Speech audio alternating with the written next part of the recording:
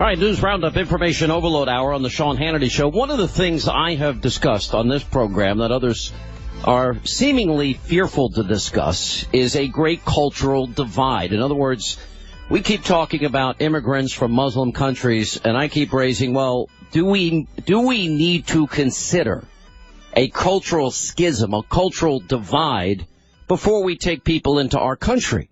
In other words, if you grow up in Saudi Arabia or a Muslim country that practices Sharia, and you grow up being able as a male to be able to tell women what they should wear, as a matter of fact, demand what they should wear, you get to decide if they leave the house because they can't be seen in public without a male relative.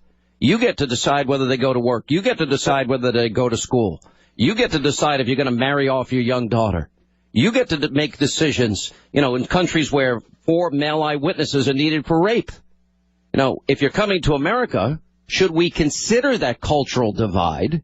And in other words, find out whether people are coming here because they don't like living under such tyranny and that they believe in equal rights for women, or do they want to come here and advocate and advance values that are contrary to the constitutional values in our constitutional republic?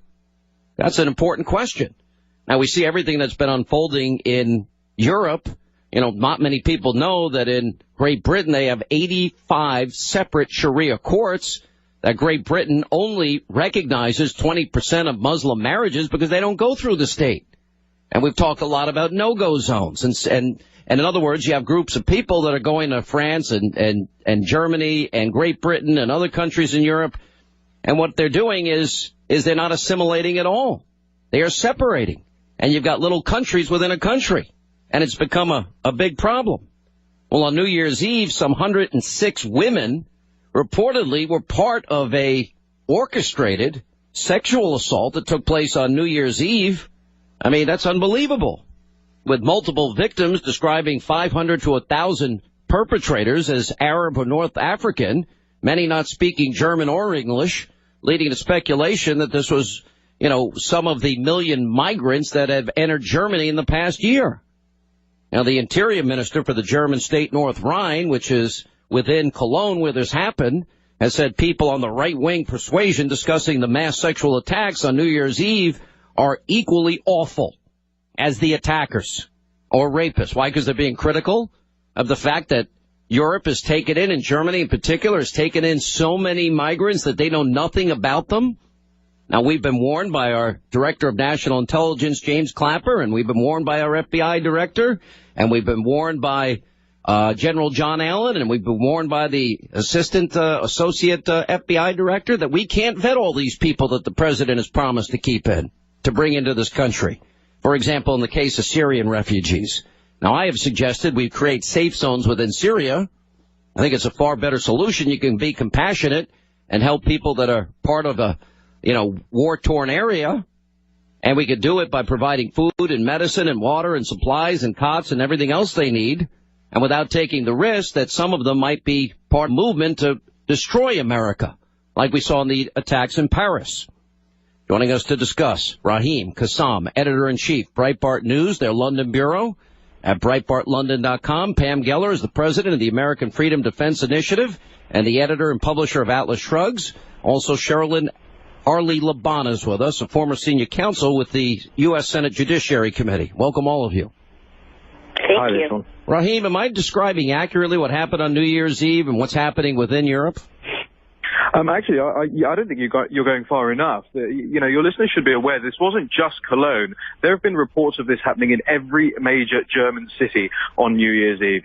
Hamburg, Berlin, Stuttgart, they've all experienced this on New Year's Eve, not to as great an extent as happened in Cologne, but they all have had it in nightclubs, in bars, outside train stations, you name it. It happened there. And a lot of people, you mentioned the Interior Minister saying that people who are discussing this are equally as bad as the people who actually committed these sexual assaults and these rapes. Well, he didn't say that.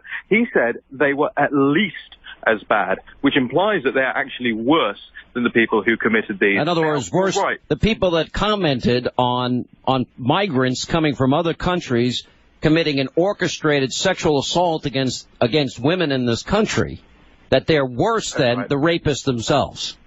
That's right. And you're absolutely right to point out that there has been a lot of speculation since, but actually I would argue that the speculation has come from the side defending the uncontrolled mass migration. They were the ones who originally claimed, no, these weren't new arrivals. Well, new information has come out over the course of the last 24 hours.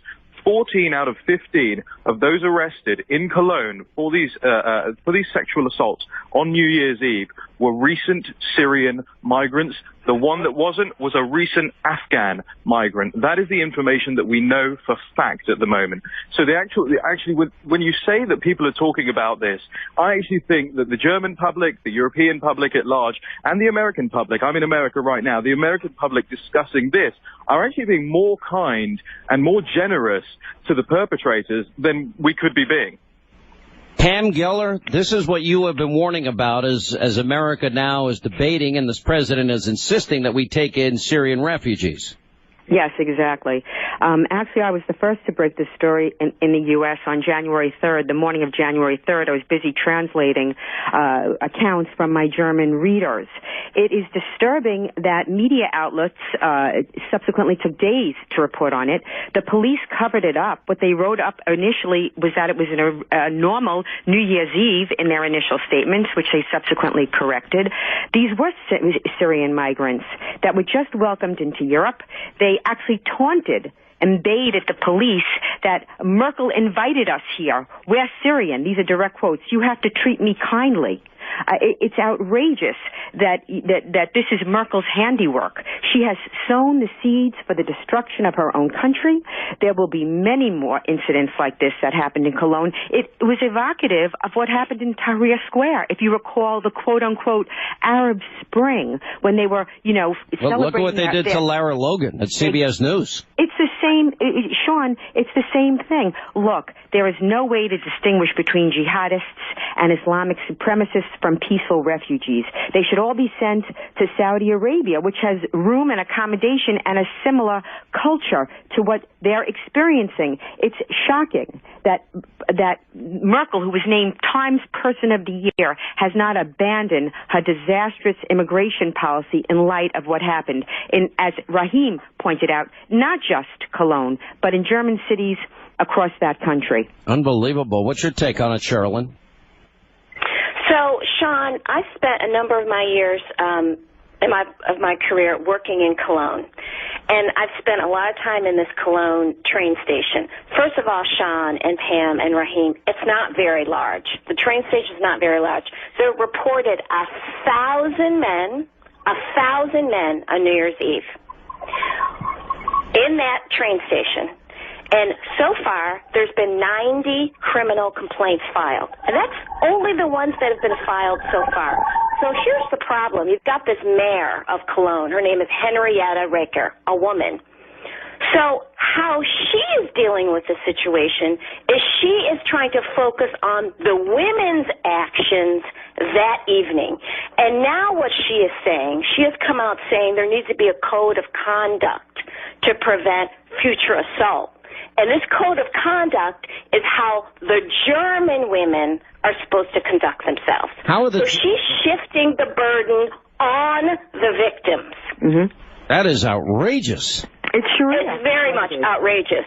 And so, as Pam has indicated, this is really a situation that Merkel has brought on, right? She has said, okay, we're going to let these people come in, but now she is starting to walk it back, and she is saying this is unacceptable behavior.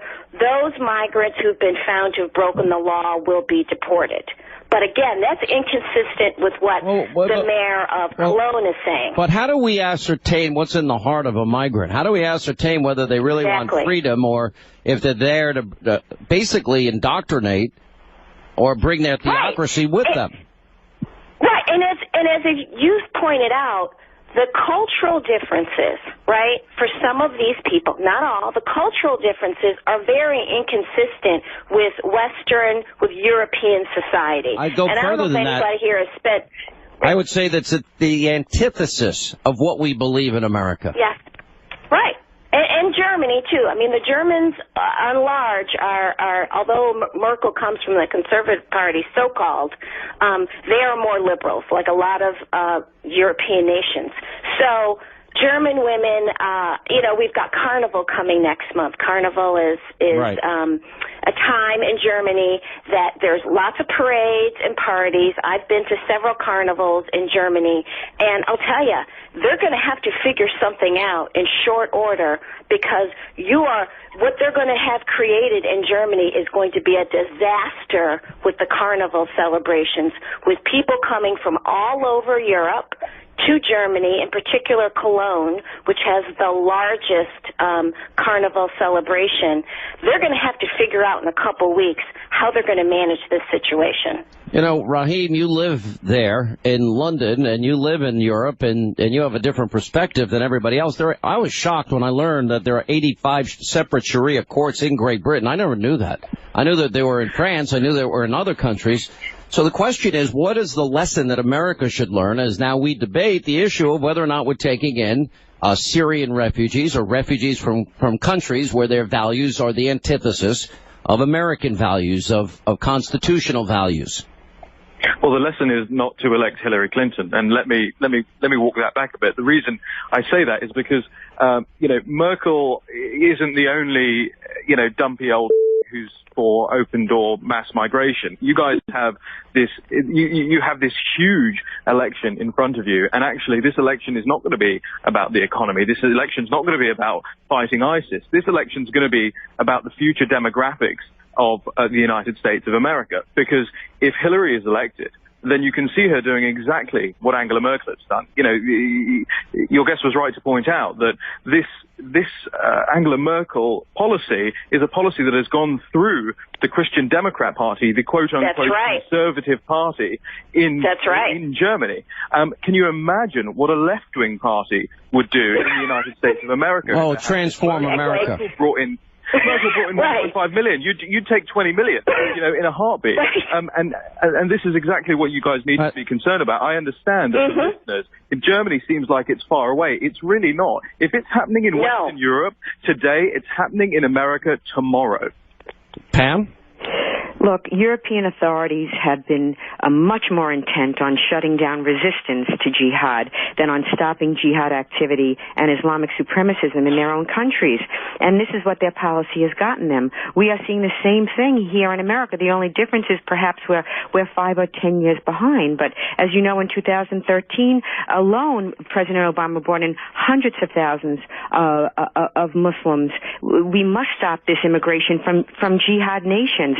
And that is why someone like Donald Trump is resonating so profoundly with the American people, because it's like in Natan Sharansky's The Case for Democracy, there's like a double speak and a double think. People are not saying what they're really thinking, and Donald Trump is articulating it, and the fact that he does it in an everyman's fashion is what made him so enormously popular. So someone like Trump, my pick, of course, is Cruz, but to Raheem's point, it is critical that we not only get in a president who understands the global threat, the jihad threat, but who doesn't marginalize and target those of us who for years have been warning it. This is coming, and it is on our shores. And then he has to conduct a massive purge of the Department of State and the Department of Defense and the Department of Justice, who is stacked with Islamic supremacists and groups like the Muslim Brotherhood, Islamic Society of North America, CARE, the Council of American Islamic Relations, the Muslim American Society. We have a problem in this country, and part of this problem is, thank God for the Sean Hannitys and the interwebs and the alternate to this media who is aligned with the jihad force. All right, I'm going to have to let you all go here. I really appreciate an important discussion. I can't believe there hasn't been more coverage. Simultaneous rapes happening all across the area like this. It shocks the conscience and the soul of anybody that has a heart. Good grief.